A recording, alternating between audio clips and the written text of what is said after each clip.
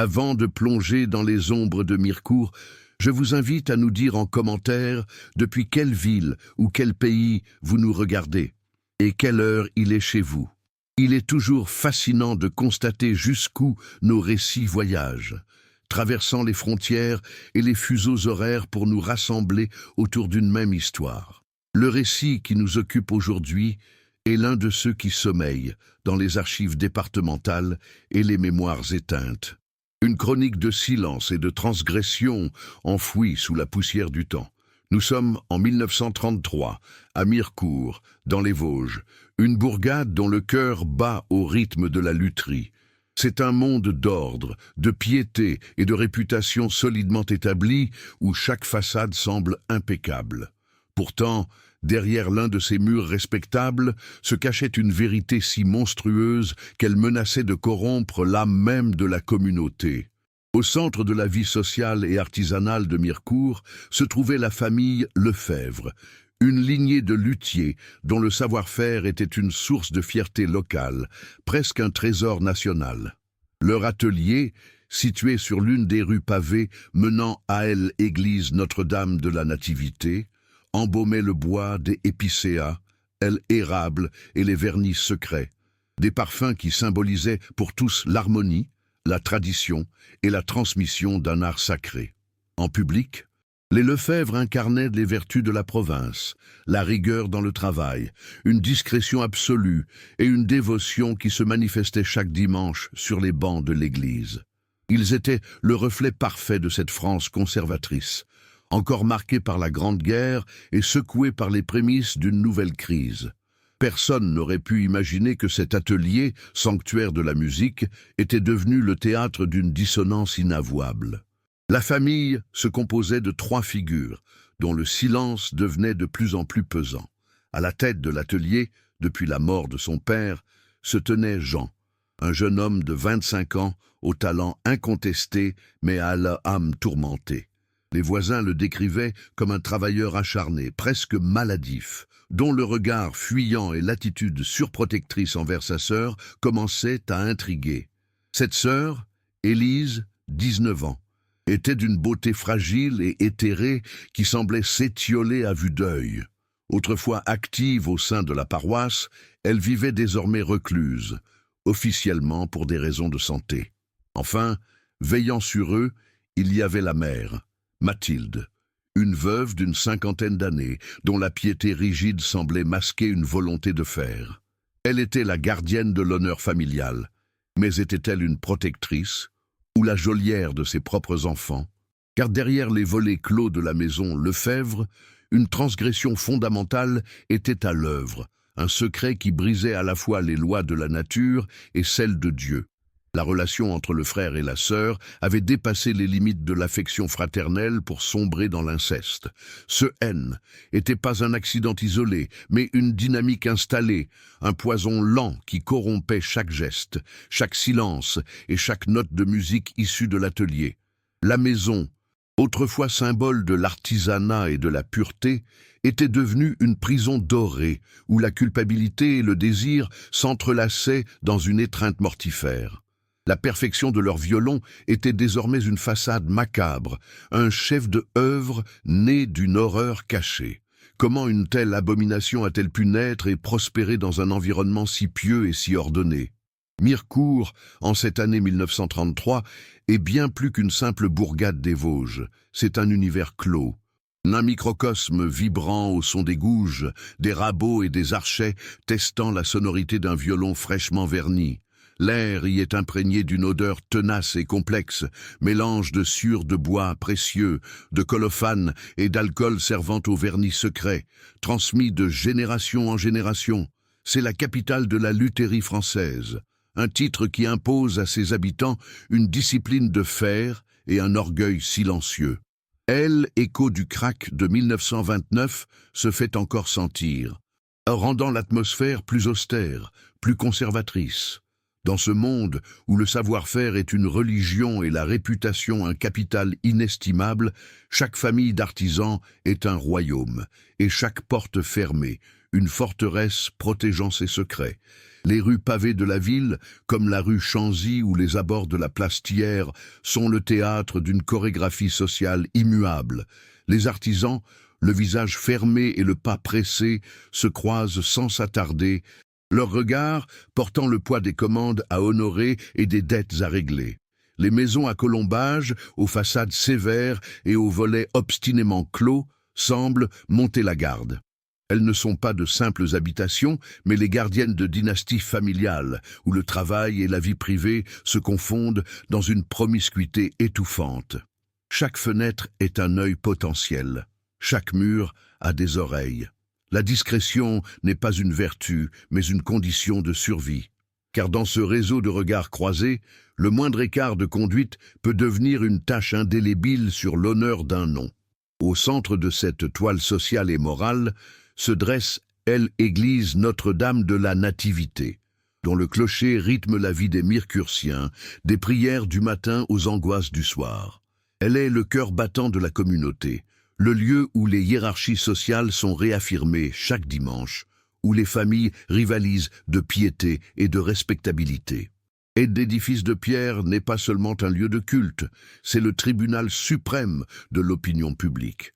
Ses sermons sur le péché et la rédemption résonnent bien au-delà de ses murs, s'insinuant dans les consciences et dictant les conduites. C'est sous son ombre protectrice et écrasante que les âmes se confessent et que les secrets les plus lourds sont tus, de peur que le jugement de Dieu ne soit précédé par celui, bien plus immédiat et implacable, des hommes.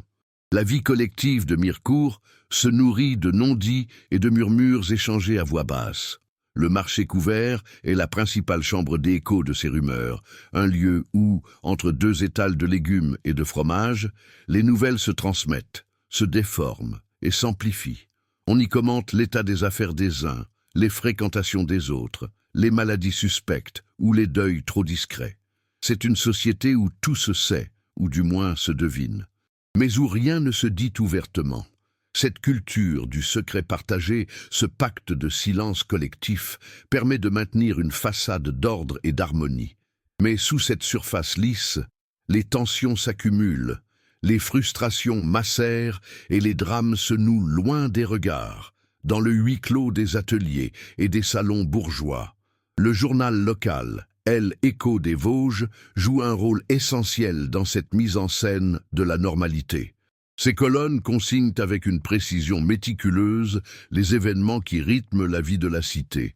Les naissances, les mariages, les succès commerciaux et les nécrologies. Il est le gardien de la mémoire officielle, celle que l'on veut laisser à la postérité. Cependant, une lecture attentive de ces archives, entre les lignes des chroniques locales et des faits divers anodins, pourrait révéler des indices discrets, des anomalies. Une note sur l'état de santé préoccupante d'une jeune fille, une annonce de départ précipité, une transaction immobilière inattendue. Ces fragments, insignifiants à l'époque, peuvent devenir, avec le recul du temps, les pièces d'un puzzle macabre, témoignant d'une vérité que le papier a enregistrée sans la comprendre. Cette obsession pour l'ordre et la réputation est exacerbée par la fragilité économique de l'époque. La lutherie est un art de luxe et la clientèle, raréfiée par la crise, est exigeante. Un scandale éclaboussant le nom d'un atelier pourrait signifier sa ruine. Cette pression économique transforme chaque foyer en une citadelle assiégée, où la solidarité familiale est à la fois un refuge et une prison. Pour préserver l'héritage, le nom et l'outil de travail, on est prêt à tout, y compris à tolérer l'intolérable, à masquer la maladie, la folie ou le péché. La peur du déshonneur est plus forte que la morale. Et le silence devient la stratégie de survie la plus répandue, un linceul jeté sur des vérités trop laides pour être exposé à la lumière du jour.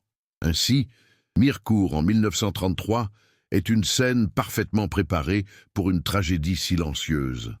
C'est un monde où la beauté naît de la rigueur, où l'harmonie des violons masque la dissonance des âmes, et où la piété affichée sert de paravent aux transgressions les plus sombres.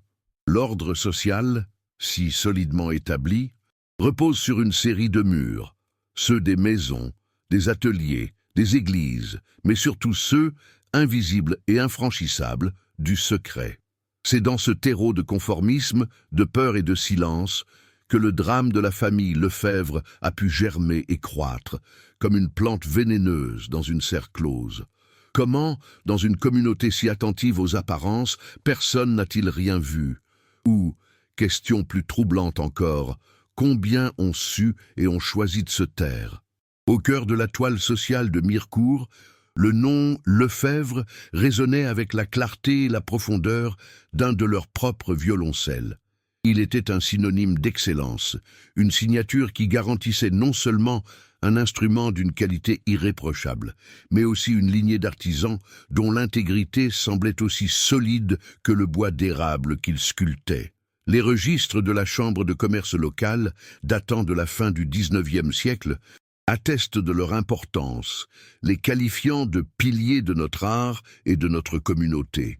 Pour les habitants, la famille Lefebvre-N n'était pas simplement un groupe d'individus, elle était une institution, un fragment vivant du patrimoine de la ville. Leur réputation était un capital précieux, méticuleusement entretenu à travers les générations, un vernis de respectabilité qui paraissait à l'épreuve du temps, des crises et des murmures. Zé était un nom qui inspirait confiance, un rempart de tradition dans un monde en proie à l'incertitude. À la tête de cette dynastie se tenait désormais Jean Lefebvre, un jeune homme de 25 ans qui avait hérité de l'atelier à la mort prématurée de son père. Les archives de l'École nationale de Lutherie le décrivent comme un élève au talent prodigieux, capable de sentir l'âme du bois. Ses pairs le voyaient comme un travailleur acharné, presque monacal dans sa dévotion à son art. Il passait ses journées et une grande partie de ses nuits dans l'atelier, le dos courbé sur son établi, dans un nuage de poussière de bois et une odeur entêtante de colophane. En public, lors des rares occasions où il se montrait, il affichait une gravité qui seyait mal à son jeune âge, une maturité forcée qui lui valait le respect de ses aînés. Pour la communauté, il était l'héritier digne. Le fils qui portait sur ses épaules le poids d'un héritage prestigieux avec une détermination sans faille. Pourtant, sous cette façade de dévouement exemplaire, certains observateurs plus attentifs commençaient à percevoir des dissonances troublantes. Le silence de Jean N n'était pas celui de la concentration sereine, mais celui d'un homme muré de l'intérieur. Son regard, souvent décrit dans les quelques témoignages tardifs comme « fuyant » ou « hanté », ne se posait jamais longtemps sur son interlocuteur. Plus étrange encore était son attitude envers sa sœur Élise. Une voisine, Madame Perrin, confiera des décennies plus tard, dans une lettre à sa fille, que Jean agissait moins comme un frère que comme un gardien. Il la suivait du regard, interceptait quiconque tentait de lui adresser la parole et maintenait autour d'elle un périmètre de sécurité invisible, mais infranchissable. Ce comportement, d'abord interprété comme une sollicitude fraternelle, devenait une source de malaise, une protection si intense qu'elle en devenait étouffante. Élise Lefebvre, à 19 ans, était la fleur fragile de la famille, une jeune femme dont la beauté diaphane avait autrefois illuminé la paroisse. Les anciens bulletins paroissiaux mentionnent sa voix cristalline au sein de la chorale et son dévouement lors des kermesses de charité. Elle était la promesse d'un avenir radieux, une jeune fille bien élevée, pieuse et douce, destinée à un mariage respectable qui aurait uni sa famille à une autre lignée d'artisans. Les photographies de l'époque, bien que rares, la montrent souriante, entourée d'amis, le regard plein d'une innocence que la vie n'avait pas encore éprouvée. Elle incarnait la pureté et la grâce que Mirecourt attendait de ses filles. Un idéal féminin qui rendait sa chute ultérieure d'autant plus incompréhensible et tragique pour ceux qui l'avaient connue avant que les ombres ne s'abattent sur la maison Lefebvre. Car la jeune fille vibrante des souvenirs collectifs n'existait plus. Élise était devenue une recluse, une silhouette fantomatique que l'on apercevait plus que rarement, derrière les vitres embuées de sa chambre à l'étage. La version officielle, propagée avec une fermeté sans appel par sa mère, évoquait une santé fragile, une neurasthénie qui exigeait calme et repos absolu. Le mot, vague et médicalement respectable, suffisait à clore la plupart des conversations. Pourtant, ce retrait total du monde nourrissait les chuchotements. Elle ne sortait plus, ne recevait aucune visite, et son silence était devenu le secret le plus lourdement gardé de la maison. Son existence se résumait à une absence. Un vide au cœur de la famille, qui devenait plus assourdissant que n'importe quel cri. Elle était une prisonnière dans sa propre demeure, mais qui était son geôlier? La gardienne de cet ordre silencieux et rigide était la matriarche, Mathilde Lefebvre. Veuve depuis plusieurs années, cette femme d'une cinquantaine d'années était une figure imposante, non par sa stature, mais par l'aura d'autorité inflexible qui émanait d'elle. Vêtue d'un noir perpétuel, le visage sévère et le port droit, elle était l'incarnation de la piété austère et du deuil éternel. Chaque dimanche, sa place au premier rang de l'église était un rappel de sa position et de sa dévotion sans faille. Elle gérait les affaires de l'atelier avec une main de fer dissimulée sous un gant de velours, s'assurant que l'honneur du nom Lefebvre restait intact. Pour le monde extérieur, elle était une mère courageuse et une veuve respectable. Le pilier moral qui maintenait la cohésion de sa famille après la tragédie de la perte de son époux.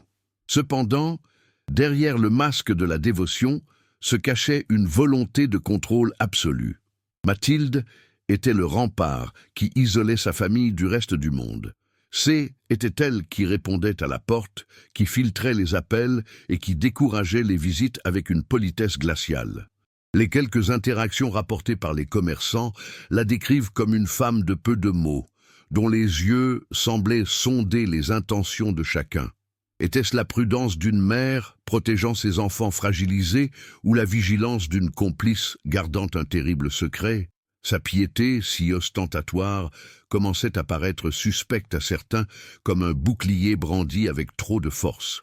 Non pas pour honorer Dieu, mais pour détourner le regard des hommes de ce qui se tramait réellement derrière les murs de sa maison. Au sein de cette forteresse familiale, la dynamique était devenue un huis clos, oppressant. Le son incessant des outils de Jean dans l'atelier qui emplissait les journées contrastait violemment avec le silence pesant qui régnait dans les pièces à vivre une fois la nuit tombée. C était une maison de non-dits où chaque regard, chaque geste, chaque repas pris en silence était chargé d'une tension palpable. La communication verbale semblait avoir été remplacée par un langage secret fait de culpabilité, de peur et de désir inavoués. La maison Lefebvre, autrefois un lieu de création et d'harmonie, était transformée en une scène de théâtre où 3 acteurs jouaient chaque jour le drame de leur propre damnation, sous le poids d'un secret qui les liait et les détruisait simultanément. Ainsi, le noyau familial Lefebvre se présentait à Mirecourt comme une énigme. D'un côté, un luthier de génie et une mère pieuse qui perpétuaient un héritage prestigieux. De l'autre, une jeune fille évanescente et une atmosphère de claustration qui démentait cette image de normalité respectable. La communauté observait, s'interrogeait, mais respectait la loi du silence, préférant les explications rassurantes aux vérités potentiellement monstrueuses. La façade tenait encore, mais des fissures commençaient à apparaître, laissant entrevoir une obscurité que personne n'osait encore nommer. Quelle était donc la nature de cette maladie qui consumait Élise de l'intérieur et jetait un voile si sombre sur l'une des familles les plus honorées de la ville? Le premier changement fut subtil, presque imperceptible comme le glissement d'une saison à l'autre. La discrétion, qui avait toujours été une marque de fabrique de la famille Lefebvre, se mua lentement en une forme d'invisibilité. Leurs apparitions dominicales à l'église devinrent plus brèves, leurs salutations plus rares, leurs regards plus fuyants. Auparavant, on pouvait croiser Jean se rendant chez le fournisseur de bois, le visage concentré mais ouvert à un bref échange. On pouvait apercevoir Mathilde au marché, choisissant ses légumes avec une rigueur silencieuse. Désormais, la famille semblait s'être retirée du monde, comme si un ordre invisible les avait enjoints de se cloîtrer. Ce n'était plus de la pudeur provinciale, mais un isolement délibéré, une retraite si complète qu'elle en devenait suspecte aux yeux d'une communauté où chaque absence est notée et interprétée. L'atelier Lefebvre, jadis un sanctuaire de l'artisanat dont les sons familiers, le raclement doux du rabot, le grincement de la gouge rythmaient la vie de la ruelle, devint une boîte de silence. Les volets de la façade restaient obstinément clos, même aux heures les plus lumineuses de la journée, conférant à la bâtisse l'aspect d'une maison en deuil permanent. Les livraisons de bois des érables ou des épicéas qui donnaient lieu autrefois à des discussions techniques sur le pas de la porte, se faisaient désormais dans une précipitation anormale. Jean ouvrait à peine, prenait la marchandise sans un mot superflu et refermait lourdement derrière lui, comme pour empêcher le monde extérieur de jeter un regard à l'intérieur. L'odeur même de l'atelier, ce mélange enivrant de vernis et de sueur qui était l'âme du lieu, semblait piégé, ne s'échappant plus pour embaumer le voisinage. Mais c'est l'effacement total d'Élise qui frappa le plus les esprits et alimenta les premiers murmures insistants. La jeune fille, dont la présence gracieuse et la voix claire à la chorale avait été une source de fierté discrète pour la paroisse, avait littéralement disparu. On ne la voyait plus au bras de sa mère, ni s'occupant des fleurs de l'autel. Ses amis, s'enquérant de sa santé, ne recevaient de Mathilde que des réponses vagues et définitives, évoquant une fatigue nerveuse qui exigeait un repos absolu.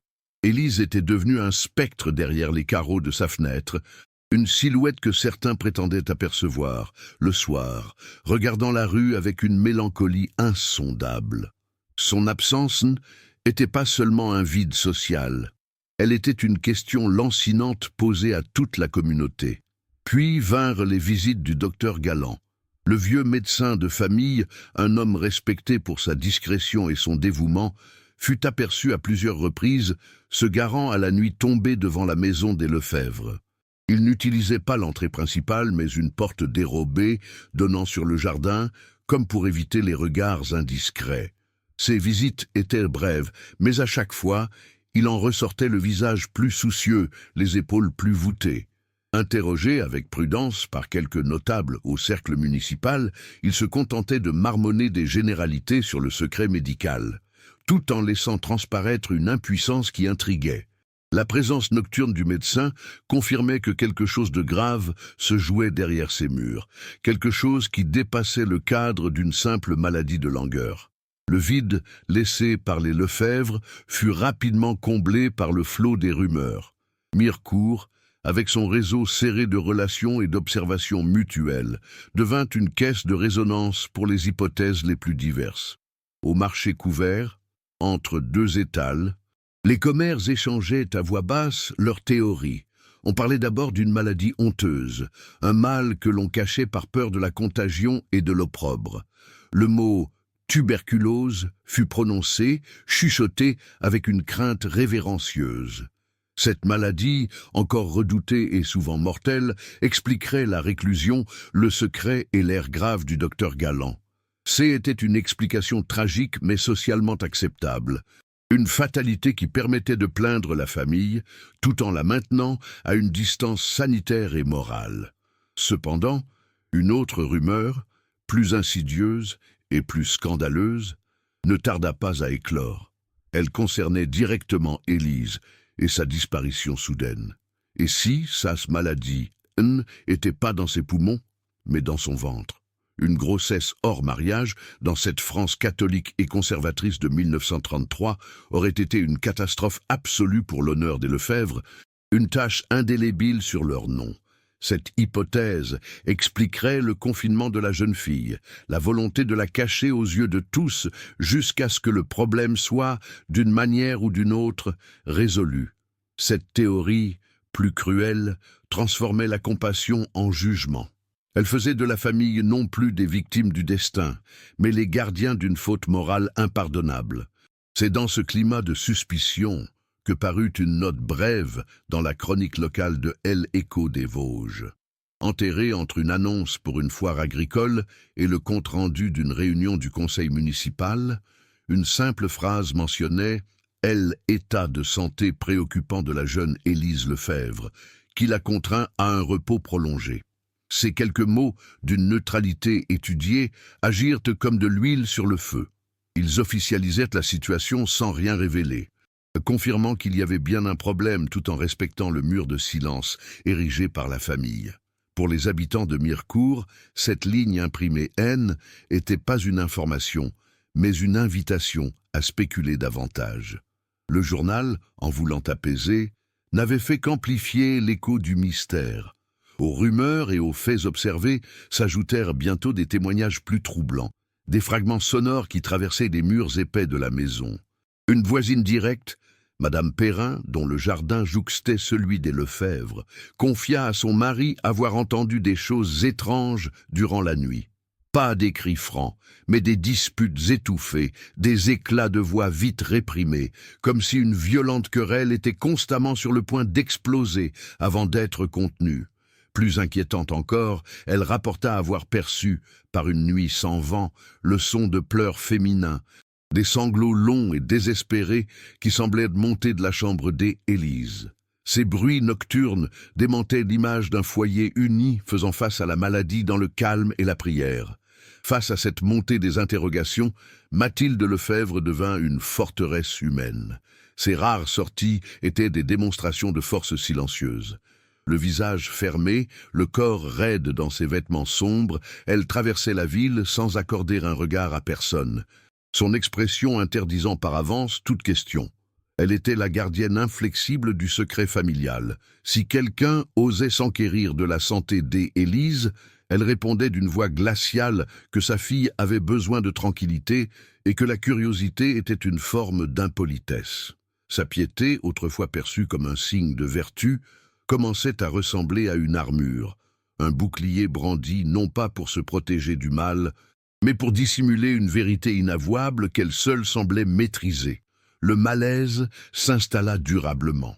La famille Lefebvre était plus seulement un sujet de conversation, mais une anomalie au cœur de l'ordre social de Mirecourt. L'admiration était muée en une pitié mêlée de méfiance. On continuait de commander leur violon, car leur talent restait incontesté, mais on le faisait avec une nouvelle gêne, comme si l'on craignait que l'harmonie de l'instrument ne soit souillée par le désordre qui rongeait ses créateurs. La façade de respectabilité, si soigneusement entretenue pendant des générations, se fissurait de toutes parts, laissant entrevoir des ombres mouvantes et inquiétantes. La communauté sentait qu'elle était au seuil d'une révélation, mais personne n'osait encore imaginer la nature monstrueuse de la dissonance qui se jouait derrière les volets clos. Ainsi, le rideau du silence, loin de protéger la famille, n'avait fait qu'attirer la lumière crue de la suspicion sur elle. Chaque porte fermée, chaque réponse évasive, chaque visite nocturne du médecin devenait une pièce à conviction dans le procès silencieux que leur intentait l'opinion publique. Les murmures avaient enflé pour devenir un bruit de fond constant dans la vie de la cité. La question N était plus de savoir si les Lefebvre cachaient quelque chose, mais de deviner la nature et l'ampleur de leur secret.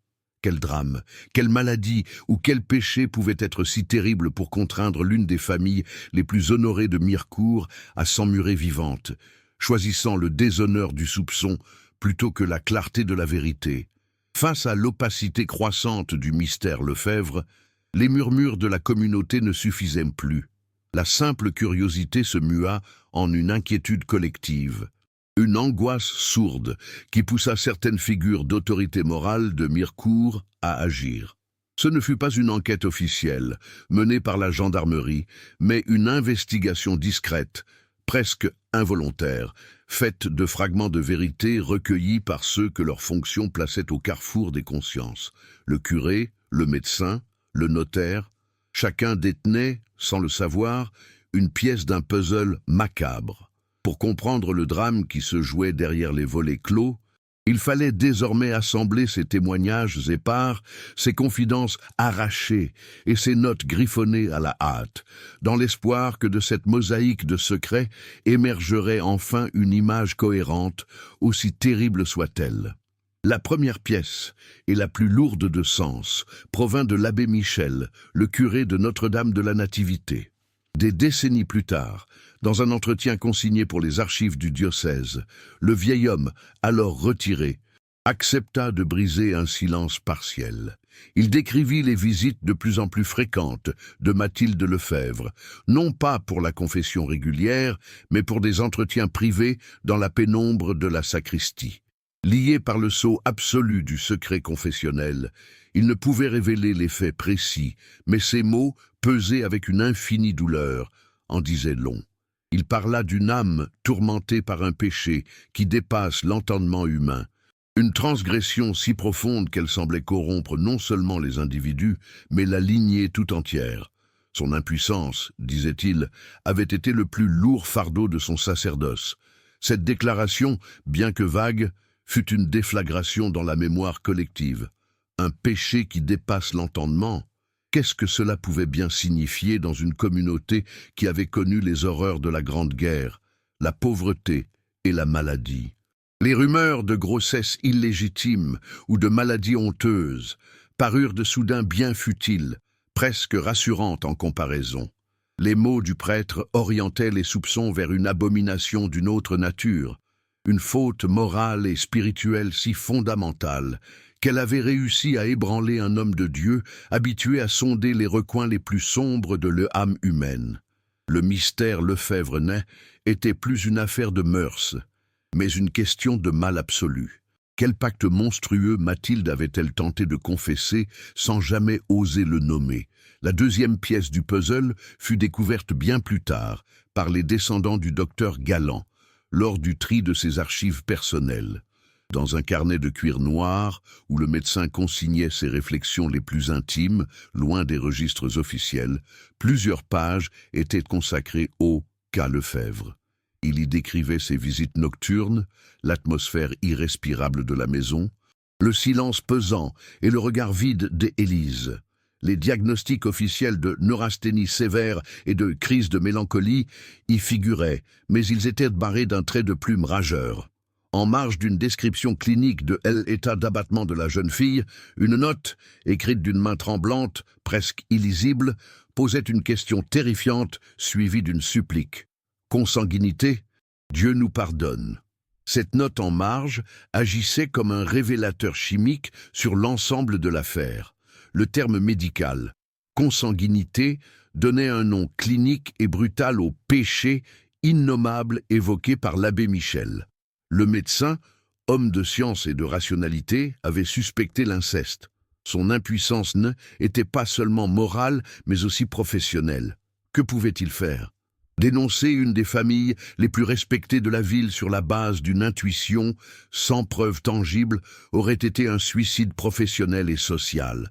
Sa supplique « Dieu nous pardonne » n'était pas seulement une exclamation de piété, était le cri d'un homme pris au piège entre son serment d'Hippocrate et la loi du silence d'une communauté qui préférait l'ignorance à la vérité. Le médecin savait, ou du moins suspectait fortement, et il avait choisi de se taire. La confirmation la plus déchirante de cette hypothèse vint de la victime elle-même, à travers une voix d'outre-tombe. Lors de travaux de rénovation de la maison Lefebvre dans les années 1970, un ouvrier découvrit, sous une lame de parquet décellée dans l'ancienne chambre d'Élise, une liasse de feuilles de papier. Était le brouillon d'une lettre, jamais envoyée, adressée à une cousine éloignée vivant à Paris. Le papier, jauni et fragile, portait les stigmates de larmes anciennes qui avaient fait baver l'encre par endroits. L'écriture, d'abord soignée et appliquée, devenait de plus en plus chaotique, presque frénétique, comme si la main qui la traçait était secouée par les sanglots et la peur. Était un appel à l'aide désespéré, un message dans une bouteille qui n'avait jamais quitté le lieu de son naufrage. Dans cette lettre, Élise décrivait sa vie avec une lucidité effroyable. Elle parlait de sa maison non pas comme d'un foyer, mais comme d'une prison dorée, dont sa mère était la geôlière silencieuse. Elle y décrivait Jean, son frère, non plus avec une affection fraternelle, mais avec une terreur mêlée de résignation. Les mots qu'elle utilisait étaient sans équivoque. Il était devenu son ombre et son bourreau, un maître dont elle ne pouvait échapper au regard ni à l'emprise. La lettre ne détaillait pas la nature exacte des abus, mais l'horreur transparaissait dans chaque phrase, dans la description de son isolement, de sa peur constante et du sentiment d'être souillé à jamais. Cette lettre N n'était pas seulement une preuve, était le testament d'une âme assassinée, une condamnation écrite de sa propre main. Avec ces 3 témoignages, celui du prêtre, du médecin et de la victime, la vérité sur la nature du secret des Lefebvre devenait une certitude écrasante. La triangulation des preuves était parfaite et accablante.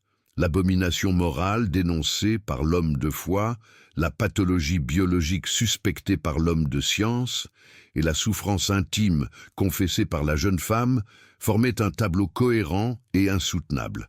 L'inceste N était plus une rumeur, mais un fait documenté par les 3 piliers de la connaissance humaine, la foi, la science et l'expérience vécue. Le drame de Mirecourt N n'était pas celui d'une simple transgression sociale, mais une descente aux enfers familiales, orchestrée dans le silence et la complicité d'une mère et la tyrannie d'un frère. L'histoire aurait pu s'arrêter là, sur la révélation de cette dynamique perverse entre un frère bourreau, une sœur victime et une mère complice. Jean Lefebvre apparaissait comme la figure centrale du mal, l'agresseur dont la folie avait tout détruit. Pourtant, un journaliste local, fasciné par l'affaire des décennies plus tard, décida de ne pas se contenter de cette conclusion. Il eut l'intuition que le mal avait peut-être des racines plus profondes. Il passa des semaines à fouiller les archives municipales, les registres paroissiaux et les anciennes éditions de L'Écho des Vosges, cherchant une anomalie, un indice antérieur à la mort du père Lefebvre, l'événement qui semblait avoir été le catalyseur de la tragédie. Il cherchait une fissure plus ancienne dans la façade respectable de la famille, et il la trouva. Ce N n'était pas dans un acte notarié ou un article de journal, mais dans un vieux registre de main courante de la gendarmerie de Mirecourt, datant de 1928, alors que Jean n'avait que 20 ans et que son père était encore en vie. Le document consignait une plainte déposée par un voisin pour tapage nocturne et comportement inquiétant. Le voisin rapportait avoir entendu des cris violents et des bruits de lutte provenant de la maison Lefebvre, non pas entre le frère et la sœur, mais entre Jean et sa mère, Mathilde. La plainte, chose encore plus troublante, avait été retirée le lendemain matin. Après arrangement amiable, probablement sous la pression du patriarche soucieux de préserver l'honneur de son nom. Cette simple ligne dans un registre poussiéreux changeait radicalement la perspective du drame. Le comportement tyrannique de Jean N était pas né de la mort de son père et du huis clos qui s'ensuivit. Il était bien plus ancien, et sa première cible n'avait peut-être pas été sa sœur, mais sa propre mère. La dynamique de pouvoir au sein de la famille était soudain beaucoup plus complexe et monstrueuse. Mathilde était-elle seulement la gardienne complice du secret incestueux, ou avait-elle été la première victime de la violence de son fils, une victime devenue ensuite, et par peur ou par une psychologie brisée, l'alliée de son bourreau? Le mal n'avait pas commencé avec Élise. Il avait des racines plus profondes, plus anciennes et infiniment plus tordues, suggérant une histoire de domination et de perversion qui avait commencé bien avant que les volets de la maison ne se ferment pour toujours. Le point de bascule de cette histoire silencieuse, le moment où toutes les certitudes se brisent, n'est pas le fruit d'une enquête officielle, mais d'un événement aussi banal qu'inéluctable, la mort. En 1958, 25 ans après les faits, Mathilde Lefebvre S. éteignit dans la même maison où elle avait régné en maître sur les secrets de sa famille. Sa mort fut discrète, à l'image de la fin de sa vie, marquée par un isolement quasi total. Cet événement, consigné par une simple nécrologie dans L'Écho des Vosges, agit comme le levier qui allait enfin forcer la porte de la citadelle Lefebvre. La maison, inhabitée et chargée de souvenirs pesants, fut mise en vente par des héritiers lointains, obligeant pour la première fois en un quart de siècle à un inventaire complet de ce qui se trouvait derrière ces murs obstinément clos. C'est ainsi qu'un notaire de Mirecourt, maître Dubois, un homme méthodique et peu enclin à la sentimentalité, fut chargé de cataloguer les biens de l'atelier. L'air y était lourd, imprégné d'une odeur de poussière froide, de bois non travaillé et de vernis éventé. Les outils étaient encore disposés sur les établis, comme si Jean Lefebvre venait de s'absenter pour un instant. Au milieu des factures jaunies et des correspondances commerciales, le notaire mit la main sur un grand registre de comptes à la couverture de cuir fatigué. Il le feuilleta d'un air distrait, y voyant d'abord un simple document comptable, une archive de la prospérité passée de l'atelier. Les colonnes de chiffres étaient tracées d'une main ferme, témoignant de la gestion rigoureuse de Mathilde après la mort de son époux. Tout semblait parfaitement en ordre. Pourtant, en arrivant aux dernières pages du registre, l'ordre laissa place au chaos.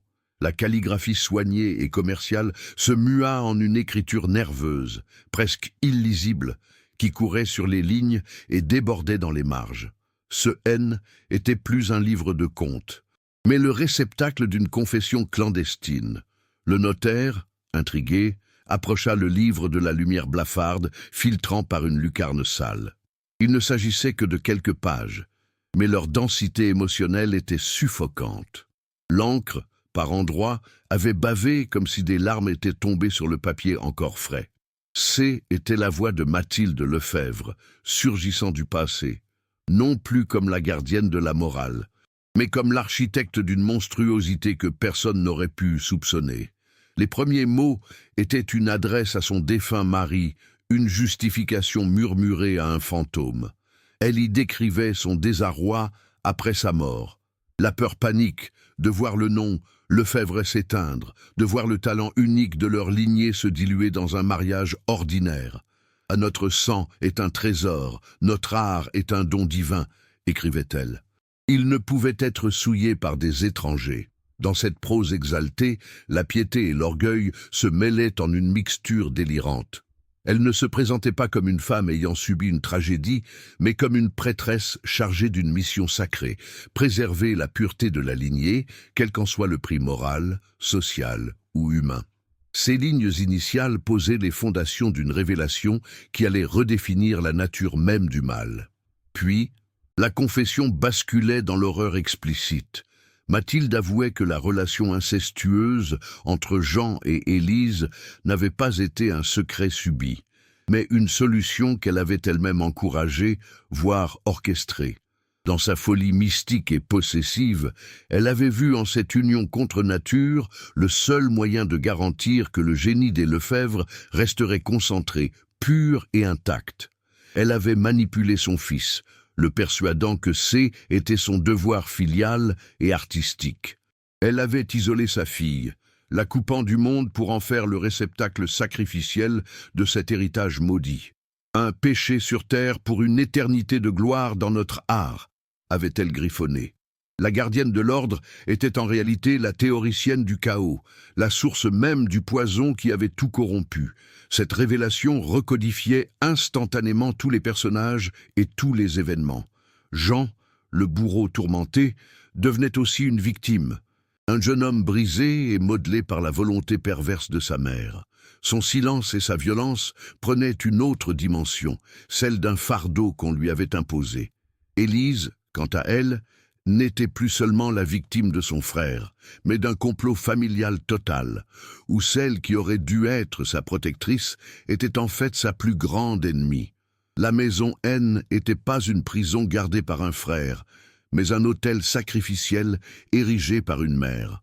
Le mal N n'était pas né d'une pulsion incontrôlée, mais d'une idéologie monstrueuse, pensée et appliquée avec une détermination de fer. Le silence de la communauté de Mirecourt apparaissait alors sous un jour nouveau, encore plus tragique. Les habitants avaient murmuré, suspecté une faute, une grossesse, une maladie. Leur pire crainte était à des lieues de la vérité. Ils avaient jugé selon les codes de la morale commune, sans pouvoir imaginer une perversion si profonde. Si calculée, cachée derrière le masque le plus respectable qui soit, celui de la piété et du dévouement maternel. Mathilde avait joué son rôle à la perfection, utilisant les valeurs mêmes de la communauté, la famille, la tradition, la foi, pour les retourner et en faire les instruments de sa propre folie. Sa performance avait été si convaincante qu'elle avait rendu l'impensable invisible aux yeux de tous. Le registre de comptes, ce document hybride contenant à la fois la preuve de la grandeur et de l'abjection de la famille Lefebvre, devint une relique maudite. On raconte que le notaire, après avoir lu la confession, referma le livre et ne le mentionna jamais dans l'inventaire officiel. Le document disparut, probablement scellé dans une archive privée ou détruit pour protéger la mémoire des vivants et des morts. La vérité avait été découverte, mais elle fut immédiatement réensevelie, trop laide pour être exposée à la lumière. Le drame des Lefebvre restait officiellement une histoire de folie et de tragédie fraternelle. Mais pour celui qui avait lu ces pages, une question demeurait lancinante. Si la mère était l'architecte du monstre, qu'est-il advenu de ses créations une fois libéré de son emprise? La confession posthume de Mathilde Lefebvre, bien que confinée au secret de l'étude notariale, projeta une ombre indélébile sur la mémoire de la famille. Libérés de l'emprise matriarcale, Jean et Élise agirent avec une célérité qui tenait à la fois de la fuite et de la libération. Quelques semaines à peine après l'enterrement de leur mère, l'atelier de Lutherie, ce sanctuaire de l'art familial et théâtre de leur damnation, fut vendu à une corporation d'artisans de Nancy. Ils quittèrent Mirecourt une nuit, sans un adieu, sans un regard en arrière, et s'évanouissant dans l'anonymat d'une France qui se relevait à peine de ses propres cicatrices. Pour la communauté, leur départ confirmait la honte qui pesait sur le nom Lefebvre, mais personne ne pouvait encore imaginer que la vérité était infiniment plus sombre, et que les racines du malaise étendaient bien au-delà des murs de la maison maudite, s'enfonçant dans le terreau même de la respectabilité de la ville. Ce n'est que bien des décennies plus tard, grâce à l'obstination d'un généalogiste amateur local, fasciné par les silences de l'histoire de sa ville, qu'une preuve physique et irréfutable de la tragédie fit surface. En consultant les registres d'un ancien orphelinat de Nancy, il tomba sur une entrée datée de la fin de l'année 1933. Le document, d'une froideur administrative, consignait l'abandon d'un nourrisson de sexe masculin, né de père inconnu et d'une mère n'ayant pu subvenir à ses besoins. L'acte était laconique, semblable à des centaines d'autres, mais un détail fit se glacer le sang du chercheur. Au bas de la page, dans la case réservée à la signature de la mère, une écriture tremblante mais lisible avait apposé 2 initiales, E-L. L'horreur, N, était plus une simple affaire de transgression morale. Elle avait engendré une vie, une existence concrète qui avait été immédiatement effacée, exilée, pour préserver le secret. Cette découverte, si factuelle et administrative, soulevait une question bien plus vertigineuse que celle de la culpabilité familiale. Comment une grossesse, puis un accouchement, avait-il pu rester secret dans une bourgade comme Mirecourt, un microcosme où chaque rideau dissimulait un regard, où chaque absence était notée et commentée? Une telle dissimulation n'aurait pu être l'œuvre de la seule Mathilde Lefebvre, aussi déterminée fut-elle. Elle nécessitait une conspiration, ou à tout le moins, une complicité active. Le silence n'avait pas pu être seulement celui de la peur ou de la honte. Il avait dû être organisé, imposé. Le généalogiste comprit alors que le véritable secret de l'affaire Lefebvre ne se trouvait peut-être pas dans la confession d'une mère démente, mais dans les archives même de la ville qui avait prétendu ne rien voir. La seconde virade narrative, la plus dévastatrice, émergea d'un carton poussiéreux retrouvé dans les archives de la mairie. Il ne s'agissait pas d'un document officiel, mais du compte-rendu manuscrit d'une réunion officieuse tenue à l'automne 1933 entre le maire de l'époque, le docteur Galland, et 2 des plus influents maîtres luthiers de la ville. En quelques lignes sobres et pragmatiques, le texte décrivait la situation délicate de la jeune Élise Lefebvre et le risque de scandale majeur pour la réputation de Mirecourt, capitale de la Lutherie. La décision, prise à l'unanimité, était sans appel. L'affaire devait être gérée avec la plus grande discrétion. Le docteur Galland se chargerait de l'accouchement clandestin et des arrangements seraient pris pour que l'enfant disparaisse sans laisser de traces. Le silence de Mirkournen n'était pas un accident, c'était une politique délibérée. Le péché naine était donc plus l'apanage d'une seule famille perverse. Il devenait une faute collective, un crime par omission commis par les gardiens de l'ordre moral et social. Pour préserver l'image de marque de la Lutherie, pour protéger le commerce et la façade d'honorabilité de leur communauté, les notables de Mirecourt avaient sciemment choisi de sacrifier une jeune femme et son enfant. Ils avaient jeté un linceul de silence sur la vérité, devenant les complices objectifs de l'horreur orchestrée par Mathilde. La tragédie des Lefebvre était plus seulement un drame psychologique confiné à un huis clos familial, mais le symptôme d'une société dont l'hypocrisie était prête à tolérer le monstrueux tant qu'il restait invisible. La culpabilité, désormais, était partagée, diffuse et d'autant plus écrasante. Cette révélation finale laisse l'histoire en suspens, sur une note encore plus amère et troublante. L'enfant, cet héritier involontaire d'un double secret, celui de sa naissance incestueuse et celui de sa dissimulation par toute une ville, a survécu. Il a grandi sous un autre nom, ignorant tout de la partition macabre qui s'était jouée avant même sa première respiration. Le cycle de l'horreur avait été brisé, mais au prix d'un mensonge fondateur. Le nom Lefebvre s'est éteint. Mais le fantôme de leur histoire hante désormais non plus une seule maison, mais la conscience collective de Mirecourt. Et une question demeure, plus lancinante que jamais. Un secret enterré par une communauté entière peut-il jamais vraiment mourir? Ou continue-t-il de vibrer comme une note dissonante et éternelle sous la surface de la normalité? Aujourd'hui, à Mirecourt, le temps a déposé son vernis sur les mémoires et les façades. L'ancien atelier des Lefebvre n'est plus qu'une boutique de souvenirs, une étape anodine pour les touristes de passage.